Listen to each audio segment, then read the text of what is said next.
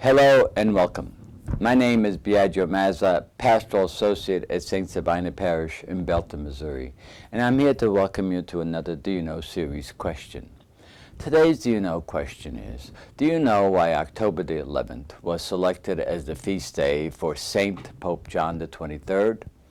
In order to understand this, it's important to realize that the election of John the 23rd took place after the death of the long reign of Pope Pius XII. Pope Pius XII reigned from 1939 to October the 9th, 1958, when he died after a long illness.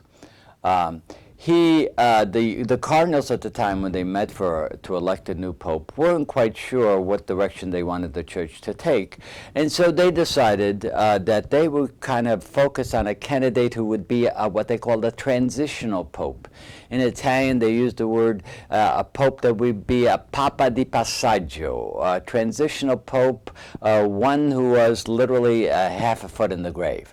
And so as a result, they decided to elect a man who was 77 years old, whose name was Angelo Roncalli, who happened to be the Cardinal Patriarch of Venice at the time. And they thought that he would be an ideal candidate for the papacy simply because he was simple and he would keep things the way they are without making any significant changes. And so they elected him, and in the choice that he made for his name, when they asked him what name had he chosen, he chose the name of John the 23rd. Now, if the cardinals had been attuned to the fact of their own history, they would have known that choosing this name was rather controversial, simply because there had been a previous Pope John the 23rd, a false pope who reigned actually with two other candidates during the historical event of the church known as the Great Western Schism, in which there were all three popes running around claiming to be popes, and ultimately in the reform movement of the Council of Constance, which Pope John the 23rd was forced to call in order to reform the church, he was deposed along with the other two popes, and a legitimate pope was elected. So Pope John the 23rd, Angelo Roncalli, chose that name because he wanted to rehabilitate the name of John, but also he wanted to many people think, also call a council. And sure enough, within 3 months of his having been elected on October the 28th, 1958, he told a group of cardinals that he had an idea of calling an ecumenical council. Ecumenical council had been called for over 100 years. And so many of the cardinals were resistant and said there's no need for such a council and so on. And Pope John the 23rd decided no, there was a need, and his primary purposes were to update the church so that it would speak more directly to the situations of our day, and secondly, to work for church unity, which is still a great scandal in the church, especially since the Reformation. And so this was his work, and he was persisted at it and demanded that a council be set into place. And so it took a number of years for the council to prepare, to get preparations ready for the council, but on October the 11th of 1962, the opening day of the first session of the council was inaugurated, and Pope John the 23rd gave the opening speech, one of the most powerful speeches of his life.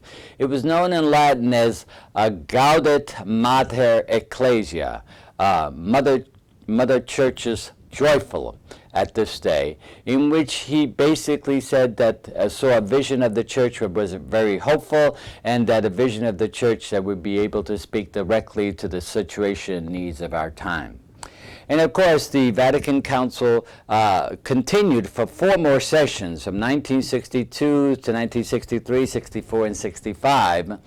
Unfortunately, on June the 3rd, 1963, Pope John the 23rd died of cancer in the Vatican, and major argument among the cardinals were, should we elect someone who is going to continue the council?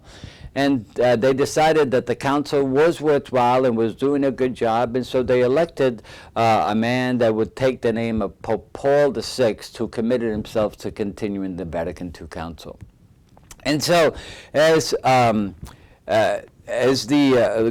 rest of the Vatican II Council is now history, and after 50 years of the Council's vision of church and its many changes that it brought into place, we are still struggling very much to implement the beautiful vision and the forward-looking vision of the Second Vatican Council.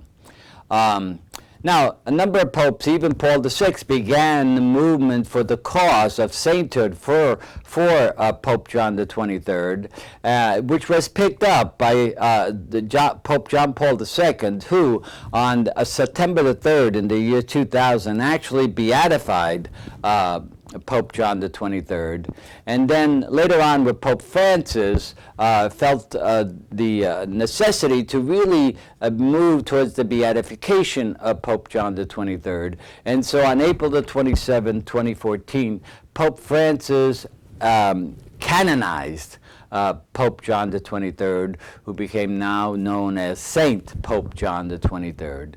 And typically, the feast day for any saint was typically associated with the day that they died. But in this particular case, it was decided that Francis decided that the best day to celebrate the feast of Saint Pope John the 23rd would be October the 11th. The most significant day of his papacy, namely the inauguration and the opening day of the Second Vatican Council. So I hope this has helped to explain just a bit of why we chose, or the Church chose, October 11th as the feast day for the celebration of Saint Pope John the 23rd. And I hope you will return again to more Do You Know questions to learn more about our faith and about significant people like Pope John the 23rd. Thank you.